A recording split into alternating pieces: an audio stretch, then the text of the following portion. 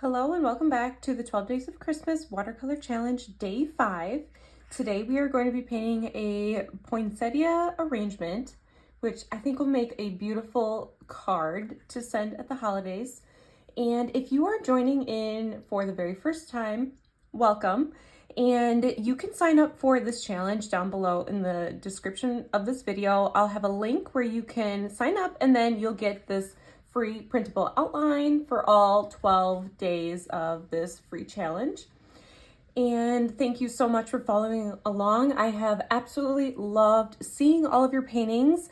And if you are trying to win a free entry into Master Watercolor Dog Breeds course, please go ahead and continue to post your pictures of your paintings for each of the 12 days over in our Facebook group for this challenge. Again, you'll get all of this information by signing up for the challenge down below this video. Okay, so today, again, we are doing a poinsettia, which is a really beautiful red flower that people love to decorate with at the holiday time. So I'm going to start with my size 10, so any type of medium to large pointed round brush that you have. And I'm going to focus on painting the red petals of this flower.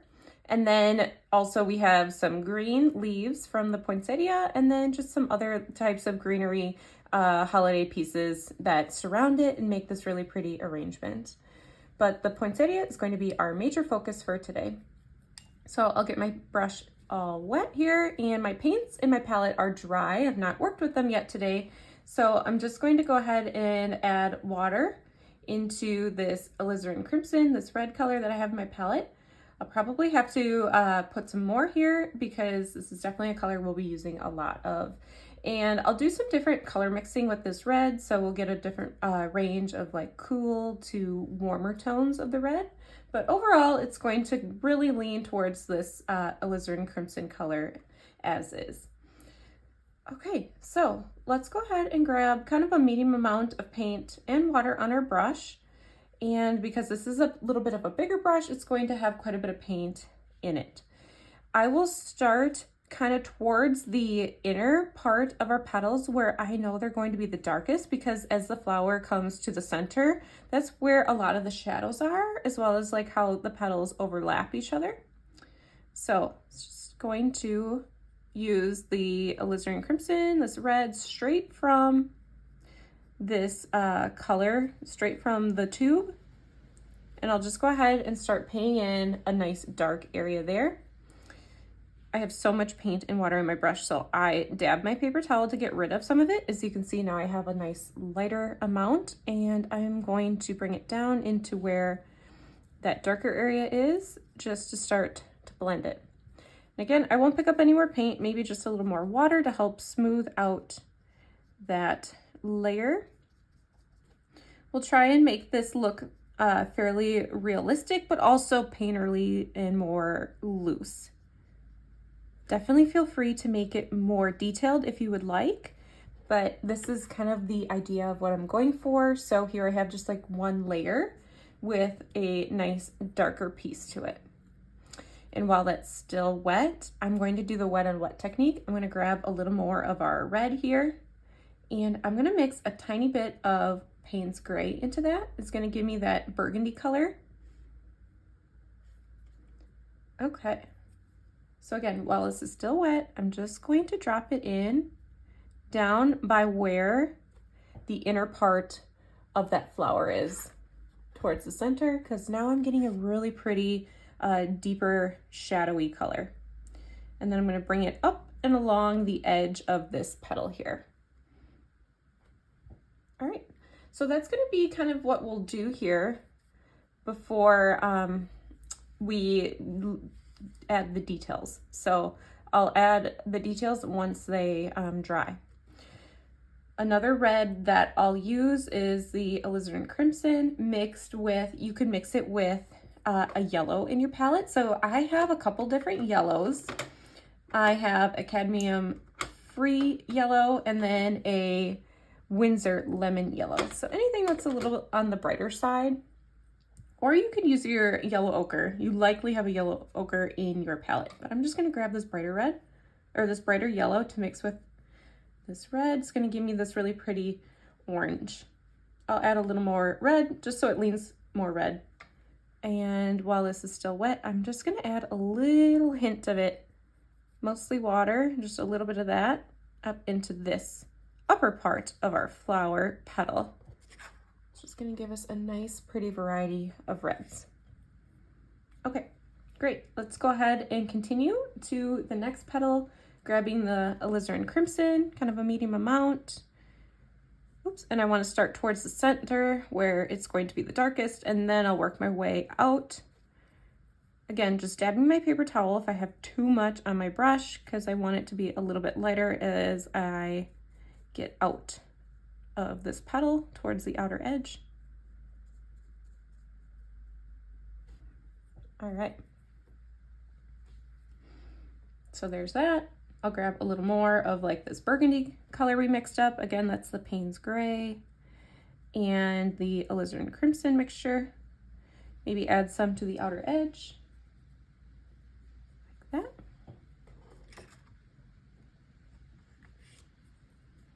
I definitely need to put some more paint on my palette. And again, if you are doing or working with two paints like this, a little bit goes a long way. And especially if you now just poured it wet from the tube, it's going to be a super saturated color. So you'll even notice now I'll be able to get a really saturated red, and I don't need a lot of it. All right, I'll grab a little more. And while this petal is drying, I think I'll move on to the next petal. I'll skip a petal and then come to this one over here. That way I can have a divide and not have my petals all kind of blend into each other right away.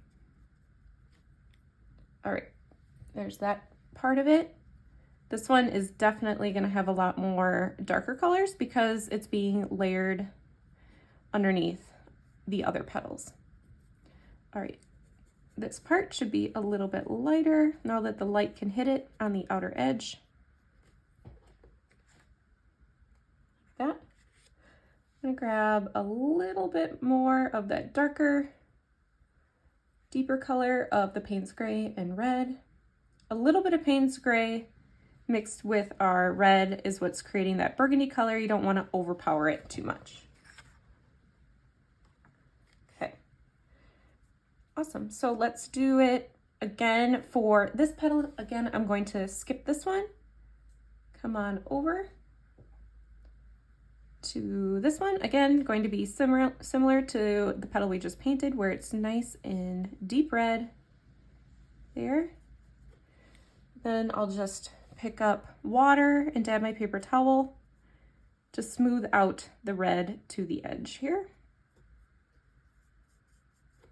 This is a really nice technique with watercolor where you can create shadows and depth with just even one layer. And this could be a style that you really fall in love with, something that's a little bit lighter and looser like this, and then you wouldn't have to worry about doing as much detail work on top of it. Okay, grabbing a little of that burgundy color again,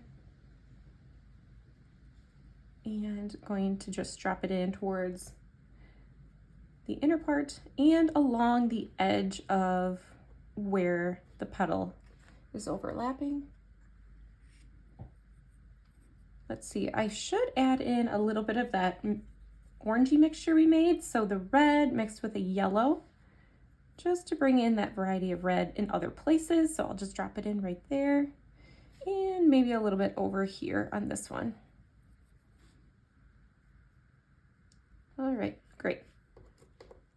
Something like that. So let's see. These two should be fairly dry, which would allow me to create a nice structured shape underneath for this petal. It's not going to blend and bleed into each other. So I'll grab the alizarin crimson again. This one's going to be darker because it's being underneath this part of the petal. So I'll just start by creating the red shape, working around this one, like that. Get rid of some of that paint on our brush and then smooth it out towards the edge, like that. All right. And again, watercolor will dry lighter than what it looks like wet. So just know that, like, even though this looks a little darker now, it will just become lighter. So I do want to darken it. I'll just start by adding the Payne's Gray into this red again, making sure this part is nice and dark. And then same with this little spot that overlaps underneath that petal there. Okay, that looks great. I always like to try and add some type of floral design into the 12-day challenge. I just think it's such a pretty time to do any type of greenery and florals. They make really pretty cards. Okay, so now if I go back to this petal, let's make this one a little bit on the orangier red side. So here I have my alizarin crimson, and then I'll grab a little bit of our yellow, mix that together. So that came out pretty orange. Maybe I'll add a little more red to that. Okay. Start more towards the center. So as you can see, as you skip petals in between, you're allowing them to dry where they won't blend and bleed into each other. It's just a nice way to continue on your painting and not having to wait and let things dry. You can keep working on other areas while sections dry. All right, I'll just grab some of the alizarin crimson, and that'll act as my kind of my shadow dark color, but also bringing in just a different value of the red, different value, different hue, temperature, gives it more lifelike appearance. Don't forget to add a little darkness to the outer edges of some of these petals. I'm going to continue to use that reddish orange color for this nice big petal up front here. So this one should be a little bit lighter, so more water, because it sits right on top and it's going to have the most light hit it. So I have quite a bit of water, not as much paint to create that lightness. Because you can always go back and add more paint, but I think that looks nice. So let's grab just one more darker red, so the alizarin crimson, and drop it in towards the bottom. And even kind of towards the center. If you know poinsettia flowers, they have these really pretty veins. I don't know if veins is the right word. I need to study up on my flowers, but they have these prints that, you know, that one piece down the center, and then these little ones, lines that come out from the centerpiece. So just having that gives the impression that this petal obviously has some texture to it. Alrighty, so again, we'll do one more red petal here, and then this one over here, here, and here is going to be a leaf, so green. Okay, I'll grab that orangey red again, fairly light since this one's more on top. Bring it to the edge there. That's why I love this really nice pointed round medium-sized brush. I can do the nice points by adding just a little bit of pressure or pressing harder, and I can fill up this petal. I'll grab some of the alizarin crimson, a little bit more paint on my brush, and drop it in towards the center and maybe a little bit towards the edge here up top. Okay, I love the way those petals and the colors all are blooming with each other. Even though they're all red, there's just a variety of warm and cool reds that I think are playing really nicely together. So I'll let those all dry and we'll work on the green leaves here. And this is what will really help pop this red flower because it's opposite on the color wheel, so it'll be a really nice contrast. So I have a sap green. I'm actually gonna go ahead and just put some more on my palette because I have quite a bit of area I need to cover. So here I have my sap green. And similar to what we did with the reds, we'll create different values of green. So this green is pretty bright. So I'll start with that, but then I'll add Payne's Gray to it to make it nice and deep in color. Okay, so these are dry for me up here, so I will go ahead and start kind of where the petal and the leaf touch each other, because that's where it'll be the darkest. So carefully working around the petal, adding in that dark green or that grassy sap green color, but then I will add that dark blue to it.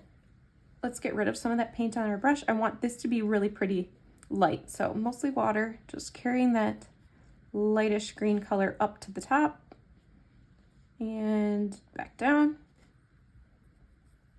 All right, go ahead and move whatever is caught on my paper there. Smooth out some of that area. Now I'll go and mix the Payne's Gray with that green.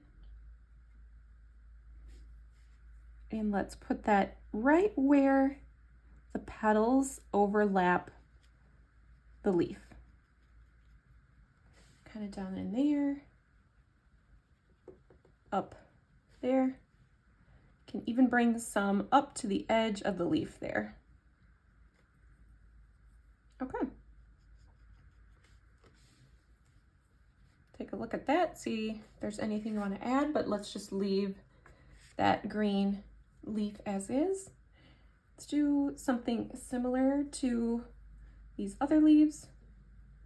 Grabbing the sap green. I'll work on this one down here.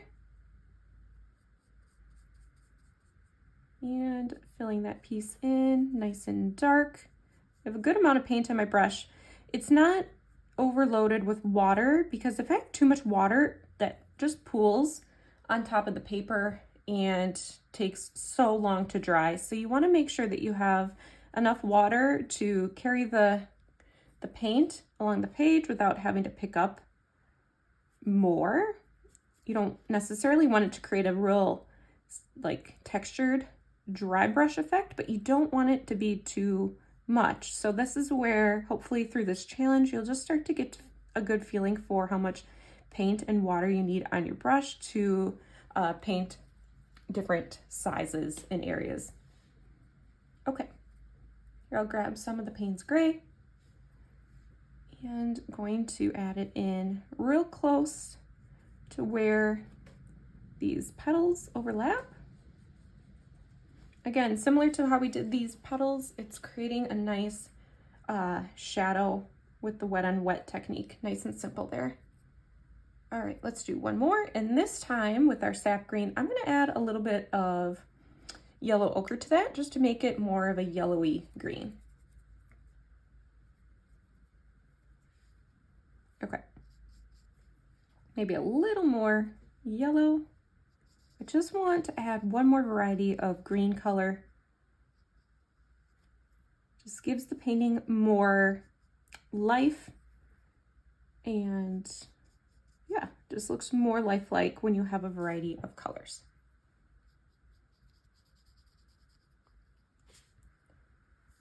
Okay, fill in this piece all the way. And then this time, let's grab the sap green, and that'll be what is kind of our darker green value for this. Let's just see how that looks. Maybe we want to add some of the Payne's Gray yet, but for now, let's just do that. I always love yellow ochre mixed with sap green to create a lighter color. So if you're doing a landscape, that's a really pretty color to include in grass or in trees, or the Payne's Gray creates a really pretty. You could also mix red. Again, that's the opposite of the color wheel there, and that makes a really nice color of a green too. So play around with that. Okay. There are our green leaves. I'll go ahead and get rid of all that paint on my brush, and this time I'm going to work on the center area, which is kind of a mixture of yellow and green. So let's grab our yellow ochre. I'm going to start there, and then I might just add a little bit of green to these centerpieces. So what I'm actually going to do is just kind of paint them in little circles, little dots, and I'm going to leave white between these dots. So something like that, which I think looks really great as is, but you could always add some sap green in there. I'm going to wait for that to dry because I think if I added the sap green, it's just going to blend and bloom too much into those pretty gold dots that we just painted. So I'll let that dry. We'll come back to that. Next, we're going to work on the outer pieces of our arrangement. So here I have some just like brown stick with red berries. I have some holly, and then these greenery evergreen pieces.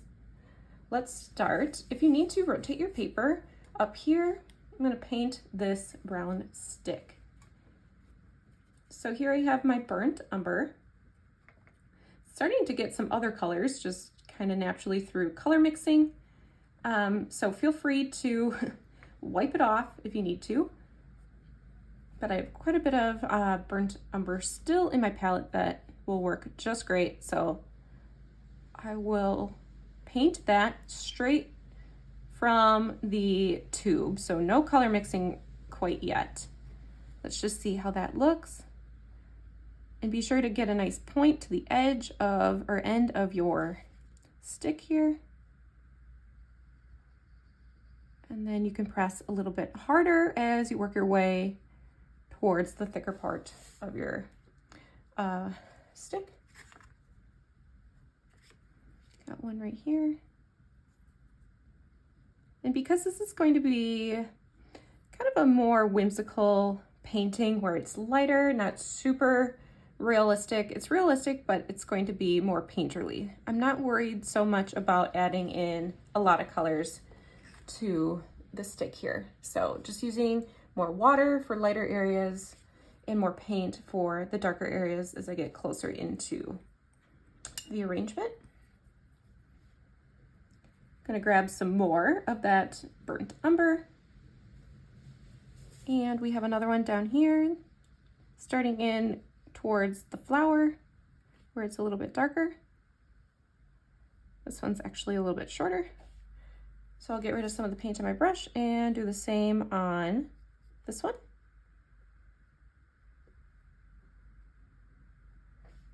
Let's see. Okay, that looks great.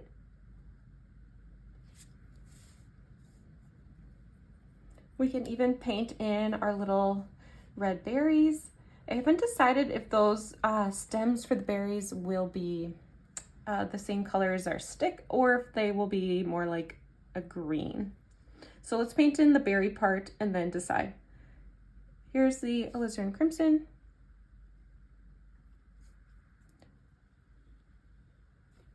All right, so I am just going to paint a nice round berry.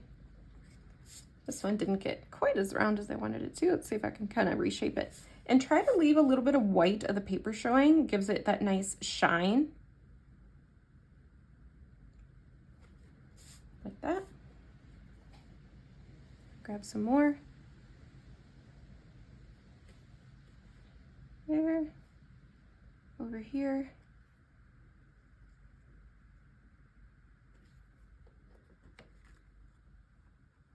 All right. I haven't decided if I really want, I think it either needs to be brown or it could be a red stem, kind of like a cherry almost. Let's see. I think I'll try the red and decide if I like that. We can always paint brown over the red because brown's a pretty dark color. Just make a nice darker brown. So I'll just use this red for now, what's on my brush, to create these berry stems like that. Okay. I'll go ahead and get rid of that on my brush. Let's paint in some of this greenery that we have. So here I have some holly leaves and berries. So let's do that next. Let's grab our sap green, and I'm actually gonna make these darker than the poinsettia leaves. So I'm gonna grab some of that sap green, and then I'll mix more of our Payne's gray. So it's a nice, deep, dark green. All right, so down here, starting in where it connects to the flower. So I do have a little piece of greenery that overlaps it. So I'll try to leave that like little white. So then I can go back and paint that in after. So something like that.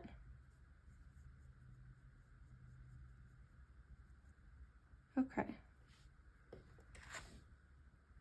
There's that piece. I think it could be even darker. So if I just went and grabbed some Payne's gray, I might just drop that in right there.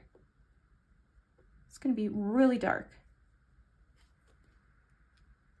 Okay, that looks better. Let's do the same for this other leaf. Kind of use a medium amount of sap green and Payne's gray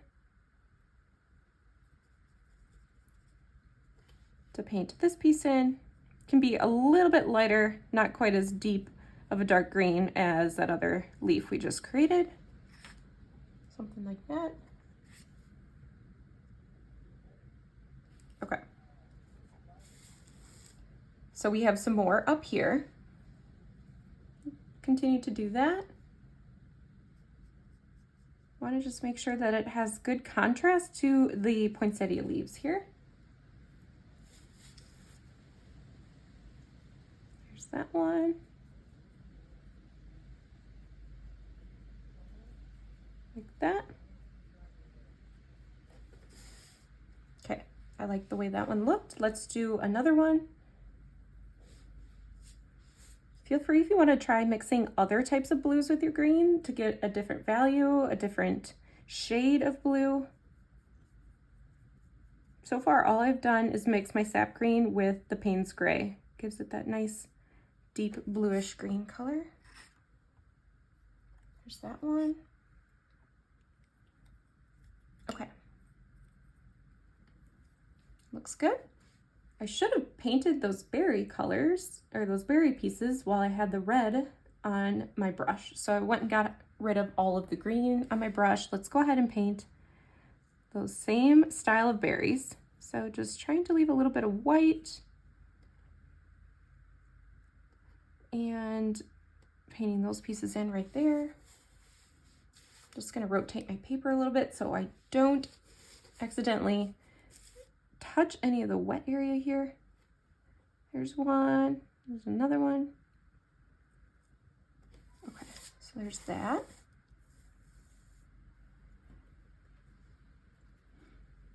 All right, for those stems, I'm gonna do the green color. So let's see. I'll just grab the sap green. I always like to kind of pull it out into an area on my palette just so I can get it all nice in my brush there. And with thin pressure, I will just paint it up into the berries. So again, the berries are still wet, but I kind of like the look where it blooms into the berry and gives it a little bit of a variety. As you can kind of see, this one got darker. Let's do the same on this side. But if you don't like that look, just wait for the berries to dry.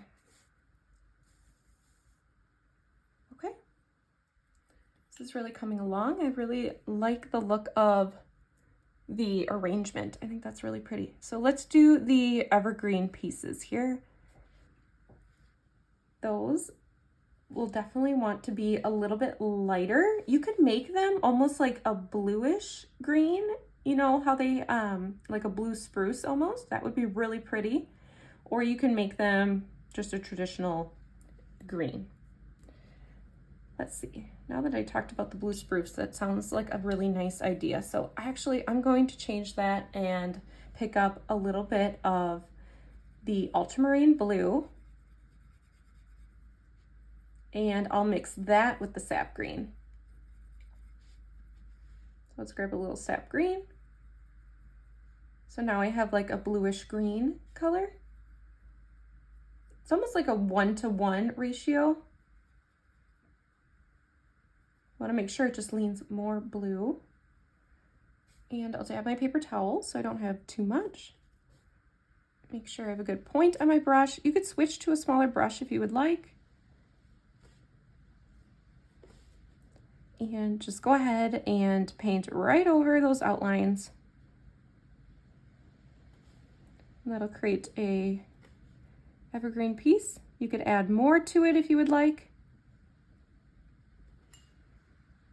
Let's just see what that looks like. Okay, do another one over here.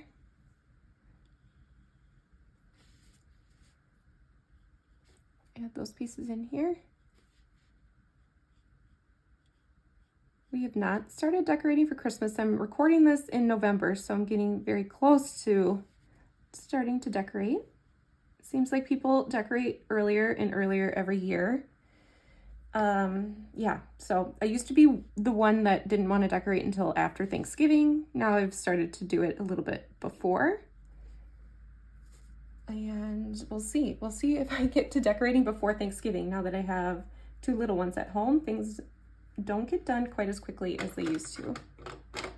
Okay, I'm just going to put a little bit more of my ultramarine blue in here. I'm happy with that bluish, greenish color that I chose for the evergreen pieces. So it's mostly water, just a little bit of that blue-green mixture. Just helps to give it a little more of a variety so it's not so much green.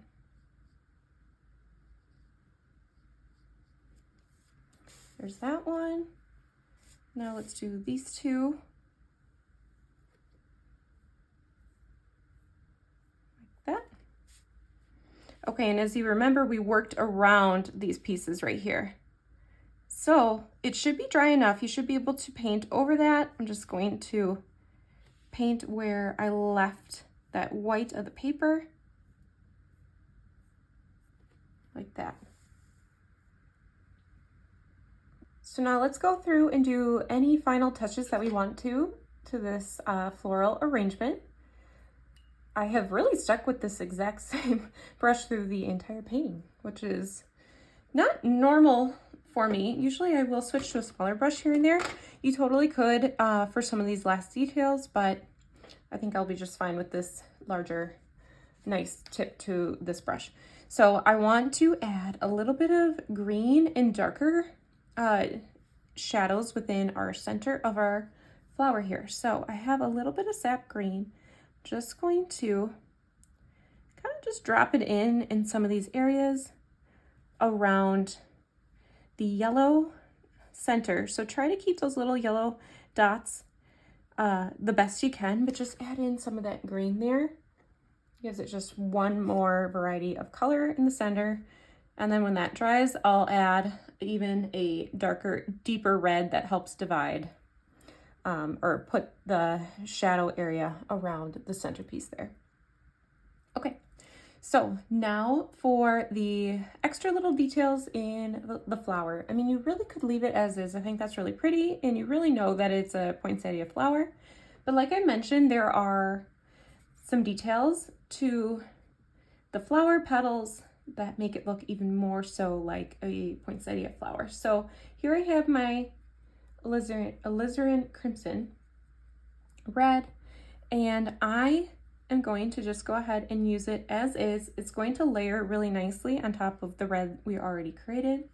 I'm going to dab my paper towel so I don't have too much of it, because I don't want it to be necessarily distracting. I just want to create, so the centerpiece there, and then adding some that kind of go off into the edge.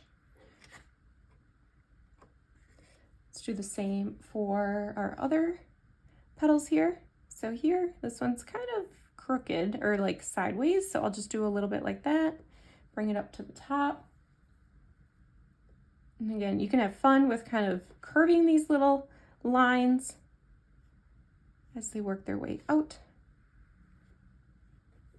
Okay, there's that one. Pick up a little bit more. This piece right here comes out. So there I did curve it to give it the impression that the petal is kind of coming up and over. The same on those little pieces there. Do one down in this big feature petal, I'll like to call it, just because it's so big and demanding a lot of the focus. And if you're ever worried that the lines just look too stark, just grab a little bit of a damp brush, so a little bit of water, and then you can start to just kind of swipe and almost blend and erase some of the red. Just helps it blend in a little bit better if you like that look. Okay, doing that for this one.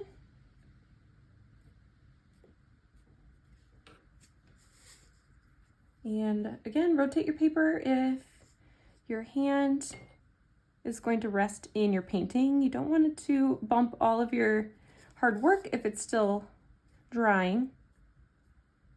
Okay, do that piece there. So now you can really tell what type of flower this is with this final little touch. And again, I'm using just a very faint amount of paint on my brush, so it's not super dark. And that way you can still see the really pretty layer that you created with the reds just blooming and doing the wet on wet technique. Then you can still see that. Okay, so there's that. The greenery also has some pieces to it as well that you could add in. Just grab a medium green. We'll do the same there. And it really looks very similar to how the red petals look. Okay, so we did that one. Do it to this one down here.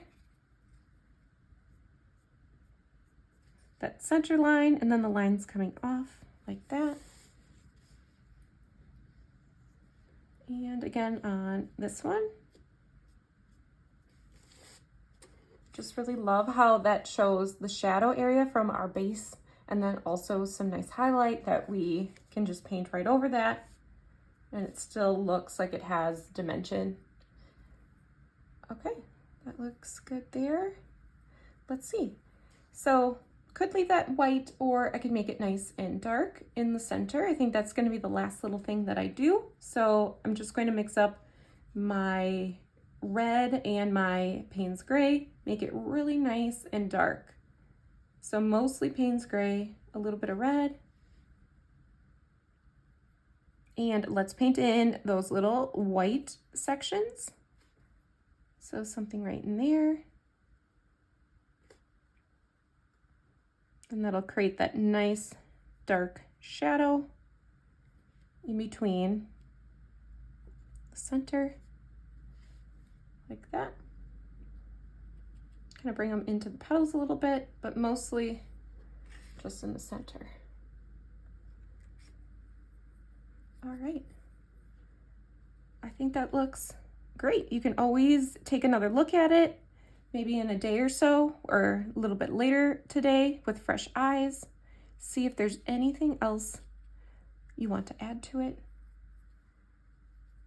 I'm very happy with how this one turned out. I think this would be such a pretty card to send. You could always put a little message on there if you want, or send it as is, or frame it. I think that'd be also really pretty framed and hung up for the holidays. Thank you so much for joining me today. And again, just a reminder, please be sure to post the picture of your painting for today over in our private Facebook group. If you don't have Facebook, you can always email me a photo of all 12 of your paintings at the end of the challenge, and I will also record your entries that way. So thank you so much again for being here, and I cannot wait to paint with you all tomorrow.